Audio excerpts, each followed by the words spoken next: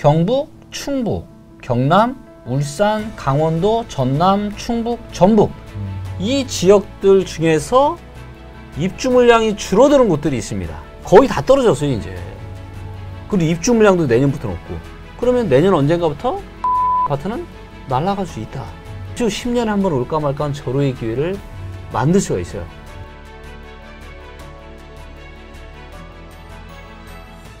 대표님께서 네. 정말 그 21년도 때 그 고점의 타이밍을 어느 정도는 네. 좀 전망을 잘 하셨잖아요. 네. 그럼 반대로 네. 이게 고점을 예측한 사람은 저점 역시도 예측할 수 있다고 생각하거든요. 그게 네. 뭐 동일한 데이터를 맞아요. 기반한다면 네. 마찬가지. 네. 그러면 그 데이터를 기반으로 어느 시점에는 좀 바닥이 잡힐 것 같은지 네. 이거에 대한 좀 생각을 나눠주신다면요. 일단 무엇보다 저평가 상태로 들어가야 됩니다. 자, 예를 들면 이런 얘기를 좀 방송에서 해도 될까 모르겠는데 제가 이제 좀 앞으로 좋아질 지역 중에 하나로 제가 울산을 보는데요. 지금 이제 울산에 계시는 울산 부동산 시장이 좀 울상이에요. 근데 네. 내년부터는 저는 우상으로 바뀔 거라고 봅니다. 울산에 계신 우리 시청자분들 주목해서 보세요. 얘기 들어보세요. 제가 부동산 시장의 저점을 잡아내는 이 원리를 제가 설명을 드리려고, 사실 이런 거는 제가 이런 유튜브에서는 잘 얘기는 안 하지만 오늘 한번 특별하게 얘기를 한번 해보도록 하겠습니다. 감사합니다. 자, 일단 먼저 이제 울산의 부동산 시장이 실제 사용 거친 전세 대비해서 마이너스 2.8%예요. 이 얘기는 무슨 얘기예요? 별로 고평가되지 않았다는 겁니다. 지금 전국에서 몇 등이에요? 경북, 충북, 경남, 울산 4등입니다. 괜찮은 거예요. 서울이나 세종, 경기 이런 데가 위험한 거예요 지금.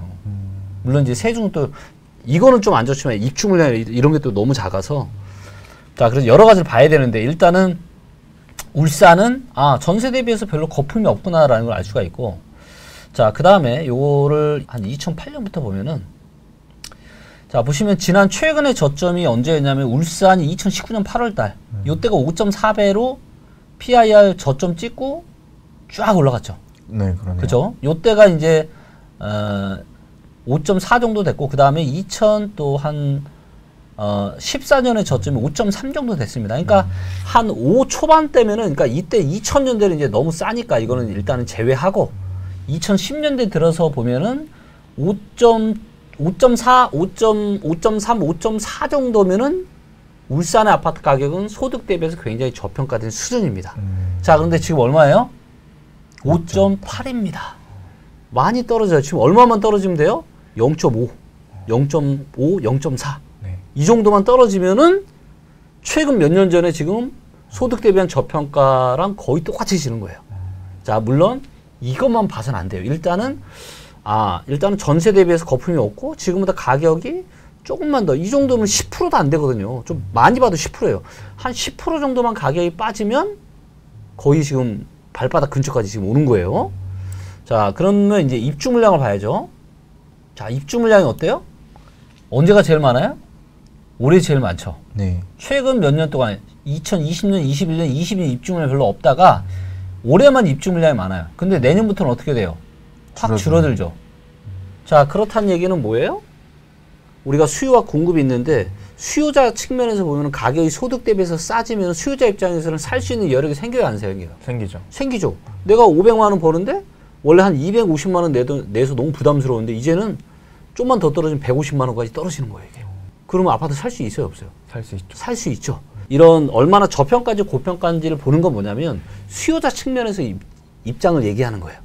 근데 수요자 측면이 있고 공급자 측면이 있죠. 공급자 측면은 뭐를 보는 거예요? 입주 물량을 보는 겁니다. 자, 근데 입주 물량이 올해 있고 내년부터는 계속 줄어들어. 그럼 어떻게 되겠습니까? 울산의 아파트 가격은 다시 올라갈 수 있겠죠. 그렇죠? 왜? 여기서 좀만 더 빠지면 이제 거의 정말 이제 2010년대 이후로 가장 싼 정도까지 소득 대비해서 떨어질 거고, 올해는 입주 물량 때문에 좀 더 떨어질 수 있겠죠. 근데 내년부터는 입주 물량이 과감하게 줄어드니까 늦어도 24년 하반기부터는 어떻게 되겠습니까? 상승으로 웃을 수 있죠. 물론 여기에는 또 경제적인 상황도 중요하겠죠. 여러 가지가 좋은데 또 우리가 예상치 못한 대외 변수가 뭔가 충격파가 오면은 모르겠지만 그게 없다라면 울산에 지금 계신 우리 시청자분들 자, 이런 시기에 지금 울산의 아파트를 팔아야 돼요, 안 팔아야 돼요? 팔기보다는 매수의 기회를 엿봐야겠죠. 그렇죠. 제가 아까 말씀드렸죠. 데이터에 중요한 거는 뭐다? 잘못된 의사결정을 하지 않게 만들어주는 게 데이터가 진짜 중요한 거다. 그럼 지금 봤을 때 얘는 지금 무릎까지 떨어졌잖아요. 지금 소득 대비해서 보시면 거의 무릎까지 떨어졌다고. 지금 요 데이터를 한 12년부터 보겠습니다. 자, 이렇게 보니까 어때요? 많이 싸졌잖아요, 지금. 그렇죠. 예, 여기까지 떨어지면 지금 엄청 기회란 말이에요. 이럴 때 사는 거는 항상 5.4, 그럼 0.4 차이 나는 거니까 10%도 안 되잖아요, 지금. 거의 다 떨어졌어요, 이제. 그리고 입주 물량도 내년부터는 없고. 그러면 내년 언젠가부터 울산의 아파트는 날아갈 수 있다. 올라갈 수 있다.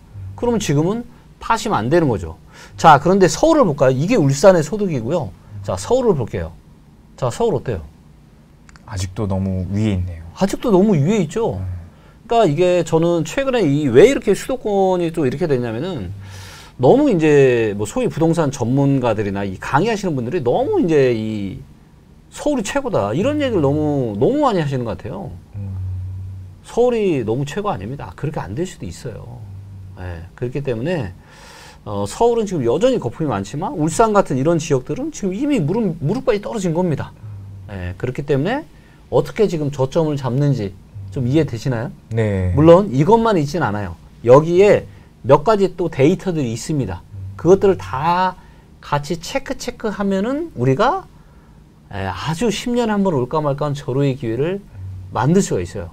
그리고 조만간 이제 다음 주 정도에 저희 리치고가 엄청난 업데이트를 지금 하는데, 자, 지금 PIR이나 주택 구매력 지수라고 하는 이런 데이터가 되게 중요해요. 근데 요게 개별 아파트 데이터가 없었는데, 개별 아파트 데이터가 이제 들어갑니다. 그리고 이와 더불어서 체크리스트가, 자동화된 체크리스트가 공개가 될 겁니다. 그래서 내가 뭐, 예를 들어서 혹시 사고 싶은 아파트 있으세요? 어디에? 사고 싶은 아파트, 뭐, 앞으로 한 5년 안에? 저는 그래도 조금 꿈을 꾸고 싶습니다. 네. 어디, 그럼? 저는 한강이 보이는 곳으로 계속 좀 알아보고 있는데, 네. 아직까지는 꿈이라서. 네. 한강에 보이는 아파트. 네. 네. 자, 그럼 그 아파트에 대한 체크리스트. 내가 얘를 사고 싶어. 그러면 이 아파트의 가격을 주는 다양한 데이터들이 있잖아요. 얘가 나쁜 데이터가 많은지, 좋은 데이터가 많은지를 다 자동화 시켜놨어요. 그래서 이 체크리스트만 보시면 이제는 그런 의사결정을 바로 할 수가 있습니다. 그러면은 현재로서는 이제 뭐 전체 부동산 시장으로 봤을 때는 아직까지는 좀 거품이 수도권 중심으로 있기 때문에 이게 좀 빠질 때까지는 하락을 어느 정도 좀 염두에 둬야 되겠지만 그래도 그 중에서는 어느 정도는 좀 무릎 밑으로 내려온 지역들이 있으니 그런 지역들 우선시 우리가 눈여겨보는 게 좋겠네요. 그렇죠. 맞습니다. 그래서 아마도 이제 반등이 들어온다라면 이번에는 이제 좀 지방 쪽에서 내년부터는 치고 올라가는 데가 꽤 나오지 않을까 싶습니다. 저는 또 갑자기 궁금해진 게 이게 전 지역적으로 이제 데이터가 있다고 하시니까 지역별로의 현재 흐름은 또 어떠한지도 좀 간단하게 디테일하게 다 볼 수 있습니다. 뭐 강남구가 궁금하면 강남구 데이터 보면 되고, 서초 궁금하면 서초 데이터 보면 되고, 제주도가 궁금하면 제주도 데이터 보면 되고, 그냥 데이터 클릭만 하면 다 볼 수가 있어요. 그러면은 현재 울산 외에 좀 우리가 저평가 지역이라고 눈여겨볼 만한 지역도 있을까요? 이거 총기 누설인데요. 그런가요? 네, 자, 일단 제가 참고만 좀 드리면, 자, 이제 여기 보시면 이제 전세 저평가라고 나와 있는 지역들 있죠. 자, 여기서 10%가 넘지 않는 곳들이 몇 군데 있습니다. 일단 경북, 충북, 경남, 울산, 강원도, 전남, 충북, 전북. 이 지역들 중에서 입주 물량이 줄어드는 곳들이 있습니다. 네, 그게 24년부터 줄어들든 25년부터 줄어들든 그 지역들에서 기회를 찾으시는 게 좋을 것 같아요. 이런 또 꿀팁 너무나 감사합니다. 네. 그럼 이런 지역 중에 우리가 아파트를 특정 아파트를 골라내기 위해서는 뭐 조만간 업데이트가 쫙 된다고 하셨는데 혹시 그 중에서도 가장 우선시 봐야 할 만한 데이터가 있을까요? 아파트들 중에서요? 네. 이거는 너무 다를 것 같아요. 왜냐하면 이제 자금 규모도 너무 다르고 소원한 아파트 유형도 너무 다를 수 있잖아요. 그렇기 때문에 좀 다르지만 저 같은 경우는 이제 만약에 투자 목적으로 접근을 한다면 일단은 저는 시가총액이 큰 아파트를 좋아합니다. 부동산은 사는 것도 중요하지만 파는 게 훨씬 더 중요합니다. 그리고 잘 팔릴 만한 아파트를 사야 돼요. 수익을 올릴 만한 아파트가 아니라. 그리고 내가 좋아하는 아파트를 사시면 안 됩니다. 특히나 부동산 마침 얘기가 나왔으니까 제가 진짜 조언을 좀 드리면 부동산에 자꾸 개인 취향을 넣으시는 분들이 있어요. 개인 취향. 아닙니다. 물론 나는 돈이 많아. 그러면 부동산에 개인 취향을 넣어도 되죠. 근데 돈이 많지 않으신 분들, 내 집 마련 하나가 거의 내 재산인 분들이 있잖아요. 이런 분들한테 제가 팁을 드리자면 부동산은 뭘 사야 되냐? 내가 좋아하는 아파트가 아니고 남들이 선호하는 아파트를 사야 돼요. 그리고 그런 아파트는 뭐다? 시가총액이 큰 아파트다. 그리고 시가총액이 큰 아파트는 저희 이제 리치고 앱에 들어가서 보시면 여기 이제 랭킹 들어가서 보시면 아파트 랭킹에 들어가서 보시면 여기서 보시면 뭐 대장단지도 있고 대장단지 보시면 되고 아니면 이 시가총액 데이터 있죠. 그 시가총액 높은 아파트들 이렇게 보시면 됩니다. 서울 기준으로 뭐 전국 어디라도 다 볼 수가 있어요. 뭐 아까 이제 울산 우리가 얘기가 나왔지만 울산에 내가 투자하고 싶다? 그럼 이렇게 나오죠. 울산 롯데캐슬 골드가 지금 시가총액 7,429억. 얘가 제일 커요. 이런 애들 사시라는 거죠. 시가총액 큰 애들. 시가총액 작은 단지들 말고. 그래 시가총액이 크다라는 거는 세대수가 많고 비싸다라는 거잖아요.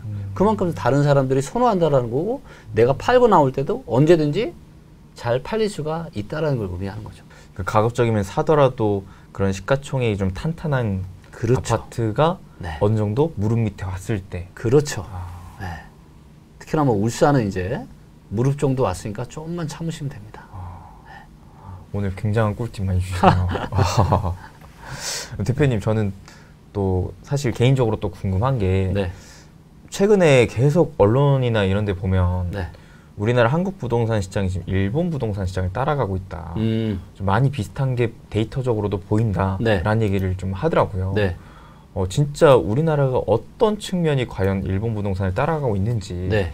대표님께서도 보실 때 진짜 따라가고 있는 게 맞는지 이게 네. 좀 궁금하거든요. 근데 이거는 조금 다르게 좀 보셔야 되는 게 일단은 일본을 따라간다는 얘기는 뭐냐면 저출산 고령화 때문에 그렇습니다. 네, 그리고 인구 감소 때문에. 근데 이제 좀 일본이랑 한국이랑은 좀 달라요. 일단 고령화 속도가 일본하고는 비교도 안 될 정도로 훨씬 빠릅니다. 훨씬 빠르게 늙어요. 네, 그만큼 젊은 사람들이 훨씬 작다라는 거고 일본은 인구가 그래도 한 1억 정도 되잖아요. 한국은 그 반밖에 안 되잖아요. 맞습니다. 인구 규모가 굉장히 작아요. 네, 그리고 버블의 크기가 달랐는데 일본은 얼마나 버블이 심했냐면 1989년에 일본 도쿄 부동산을 팔면 미국 전체 부동산을 산다 그랬습니다. 그러니까 이걸로 따지면 이제 이런 거예요. 서울 팔아서 미국 부동산의 절반을 사는 거랑 똑같은 거예요. 그만큼 그 당시에 일본은 엄청난 버블이 있었습니다. 그런 버블이 있었기 때문에 그만큼 많은 인구 구조와 더불어서 또 하락을 했던 거고 또 하락기에 경기 부양을 한다고 우리도 따지면 아파트 공급을 너무 많이 한 거예요. 아니 하락기에 공급을 또 많이 하니까 어떻게 돼요? 가격은 더 떨어지죠. 예, 악수에 악수를 두다 보니까 이제 그렇게 된 거고. 자, 한국이 분명히 인구가 줄어드는 게 막 시작이 됐죠? 2022년에 인구가 막 줄어들기 시작을 했습니다. 자, 그 다음에 세대수는 어때요? 세대수는 아직 늘고 있죠? 네.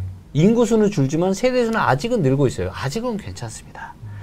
근데 세대수 증감률을 봐도 세대수 증감률도 많이 줄긴 했어요. 자, 그런데 2030 몇 년이 되면 그때는 세대수도 줄어들 겁니다. 자, 세대수가 줄어든다는 얘기는 뭐죠? 그만큼 집에 대한 수요가 줄어든다. 인구가 줄어드는 것도 이미 여기서부터 시작이 되지만 세대수가 줄어들면서부터 본격적인 그런 흐름이 시작이 될 거라고 보고 있고요. 그래서 그런 측면에서 보면 2030년대 이후에 한국 부동산은 우울합니다. 자, 하지만 일본처럼 몇십 년 대세하라고 할 거냐, 이건 저는 달라요. 왜냐면 자, 기본적으로 저는 인구수가 감소하는 것보다 훨씬 중요하게 보는 게 뭐냐면 저는 돈의 총량입니다. 대한민국의 통화량.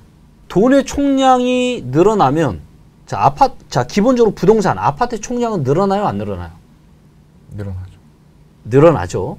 자, 늘어나는데 일단은 뭐가 있냐면 건축물은 늙잖아요. 아파트는 오래되잖아요. 네. 자, 오래된 아파트에 살고 싶으세요? 아니요. 아니죠.